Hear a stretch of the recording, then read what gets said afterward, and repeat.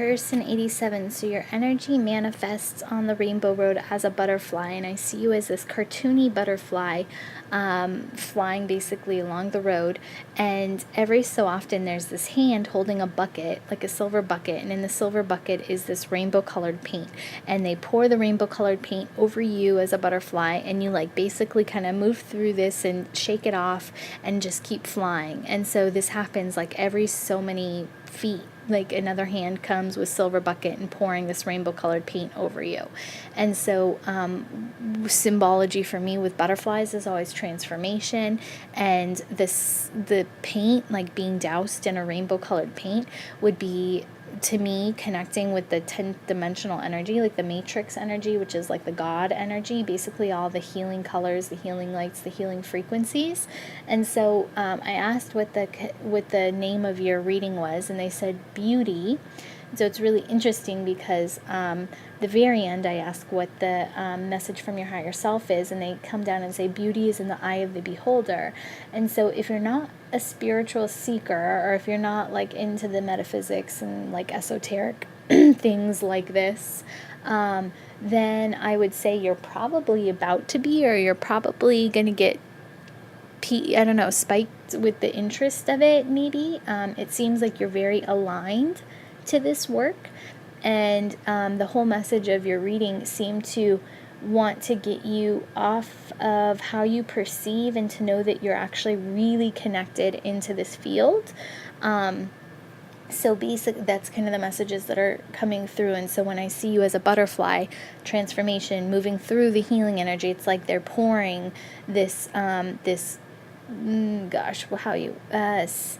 this very, I can't even put it into words. It's healing energy, but it's like the divine energy. So they're like almost initiating you into this energy by pouring it over you as you're going through this transformation process.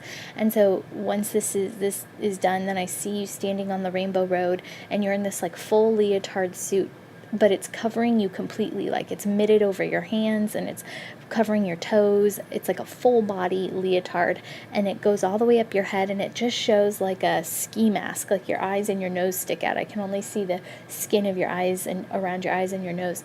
And so this full leotard is like doused in tie-dye rainbow colors. And so I see you now on the rainbow road in this like full leotard, and you start doing a back handspring into a split.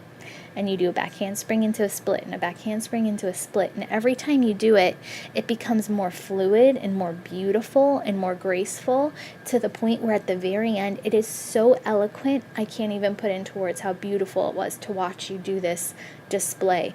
And so from here, then I see you peel off this suit, and you're like in your full birthday suit, no clothes on, and you go and lie in this open shell. And so I get a connection to Aphrodite. It totally is there's a pearl there, you're in the open shell, your hair is down over your body parts, and it's just like beautiful goddess energy. And so now I'm tracing myself back through the symbols so far, and it's, transformation, this eloquence into goddess energy. And so I'm getting that there's this eloquent transformation into this like goddess energy that's happening, unless you can piece together other symbology from that. But it feels like there's this definite alignment for you with this higher frequency, this higher energy right now. From here, Aphrodite, in all of her beauty, again connected to beauty in the eye of the beholder, walks to the next portal or area next to go into the next phase of this, and it's always represented by a door frame, and she's looking through the door, like almost timid to go through, or almost a sense of something's scaring her, a little bit of fear about moving through the portal. And so the door kind of closes behind her and forces her through, and she just starts falling and dropping, and it's like an endless pit, and there's no bottom to it. So a bottomless pit that she's falling down. And anytime I see this, I get there's a connection to the root chakra energy, and we're not grounded. And so I can read this one of two ways. If you are somebody who practices in, or even interested in the metaphysical stuff or in this kind of spiritual side of stuff, I would say that you're not you're not grounding appropriately. And so when you do your meditations, when you are asking for guidance or direction, when you're doing your prayers, whatever it is, I don't think you're disconnecting from that energy. And that's one of the very human things we all have to learn is, that we're spiritual beings living a human existence, and so we can connect into the spiritual realms and into the higher frequencies, but it's not healthy for us to stay there, and you need to come back and ground down into the earth, and you need to be very present in your life. And so if you're not somebody who practices or meditates or does any of this, then I would say that how this might manifest or look to you in a physical sense would be maybe you're somebody who's very much in your thoughts and in your heads, and you're very connected to a method of receiving that you don't even understand that you're actually receiving and connecting into higher frequencies. And so maybe you think about people a lot, you think about scenarios a lot, you're running through a ton of different kind of things in your mental field, and so that's connecting into a higher frequency, and you don't come out of that field a lot. And so what your body would end up doing if you don't connect a lot would be trying to ground yourself physically. So people who are in a higher state of that frequency, a lot of times what'll happen is, and if they don't know it and they're not grounding well, like you might be heavier than you want to be, because when you're in the higher frequency, your body's going to physically feel like it needs to ground. And the one way it does that very easily is by making itself denser, which means like eating more food and physically trying to feel heavy, because that gets you into a sense of being more connected into the lower vibration instead of the higher vibration. So your body will naturally do that. Subconsciously, I would say you would do that just to make yourself feel more grounded.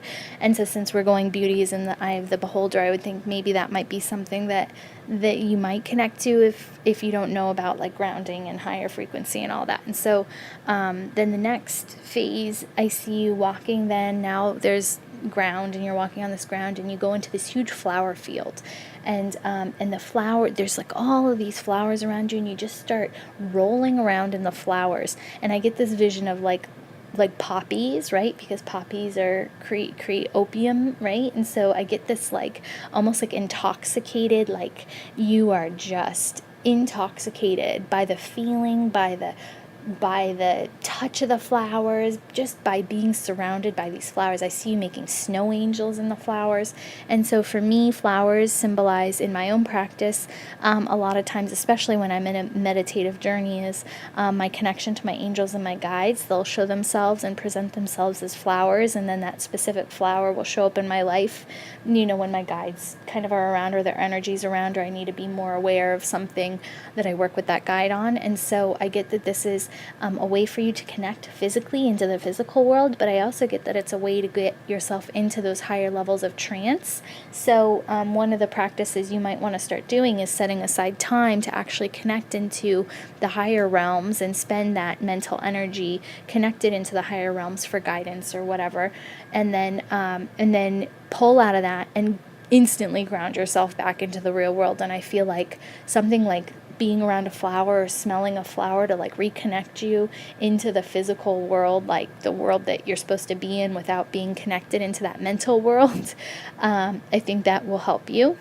So this next vision is why I really think maybe you're being alerted to a path that's a potential path for you, is because I see this big glass building, and this is something that this is a place that I go to in my own journeys to connect to my angels and guides and do a lot of like timeline work. And so I see this, you're now moving to this place, and it's not your Akashic records, but you're moving into this place too. And so I haven't seen anybody else move into this place or know about this place. So I would have to think you're really connected into the higher frequencies here. So you move to this big, huge building. It's like 3 stories. It's all glass windows, and there's these big like wooden beams that support it. And as you move into this place, you move in, and there's basically millions of flowers filling the internal area of this. And when I walk in, all of my angels and guides are there, and then I'll start to do work on different timelines or whatever I need to bring into this present moment. And so I see you surrounded by all these flowers. So I know now, I'm getting confirmation that for you, flowers, this is how your guides are connecting with you. And so I actually see all the flowers kind of form into this circle and sit around you. And this is what my guides will and angels will do for me to higher my frequency. They'll sit around me and start humming. And so I'm getting these flowers are basically circling around you and sending you energy to higher your frequency. So I get there is a huge connection for you. And it's so funny. Beauty is in the eye of the beholder. I'm assuming that you don't even know, and this comes next in your Akashic records, you don't even know that you're doing this. And so that's why I would assume you're probably having a lot of crash and burn in your physical world, because you're connecting into these frequencies and you don't even know it. And so your body is searching for these ways to ground itself back into the physical energy. And so then you go through a back door that I don't even know about. You go through this back door and you're walking amongst the grass in the woods, and there's this huge green hill, almost like what the hobbits live in Lord of the Rings, but it's like times 50. It's huge. And you walk into the door, and this is your Akashic records. As you walk in, then it's all empty. It's like there's all this gorgeous wood stabilizing the internal structure. And you walk in and it's empty, it's echoing. And I get that there is, again, this is your Akashic records. This is where all the wisdom is. This is where all the guidance for you is, and your connection into this, into the wisdom, and it's empty. And I hear echoing. And so instantly I know they're showing me that you don't even know you're connecting. Like, you don't know how much you're connecting into this area. Maybe you're trying to, and it feels like you're not connecting, but your perception of what's happening is maybe wrong. Maybe what you think you should be seeing as like what quote unquote is called clairvoyance. I used to think like, oh, anybody who's clairvoyant would be able to see the ghosts or would be able to see the auras around people. But that's not true. Like, a lot of times we connect in very different ways. And so I call down your higher self, and your higher self comes down and says instantly, beauty's in the eye of the beholder. So I know that there's some kind of perceptual shift that you need to make if this is aligning with you, and this is the kind of, maybe this does resonate with you and it's something you want to do, or if you are already doing it, if this resonates with you, that your perception of how you receive is off. And I get that these flowers, and they're telling me you're connecting, you just have to hone it. So our antennas all connect in very different ways. And so it's almost sad when we read books sometimes, we expect to see or feel or experience things in a certain way, and we're just totally unique individuals, and how we connect is very different. But what I'm getting for you is flowers. Like, I want you to fill your house with flowers to keep you grounded, but also to help raise your frequency when you want to connect. So I get that the flowers are going to be your guides. Well, reverse that. I think the flowers are your guides, but they're going to start to guide you in directions. And all you have to do is sit there and open up to it. Like, you just have to trust that the flower, if you have flowers around you, that they're going to be guiding you, and be very aware of flowers that enter your life.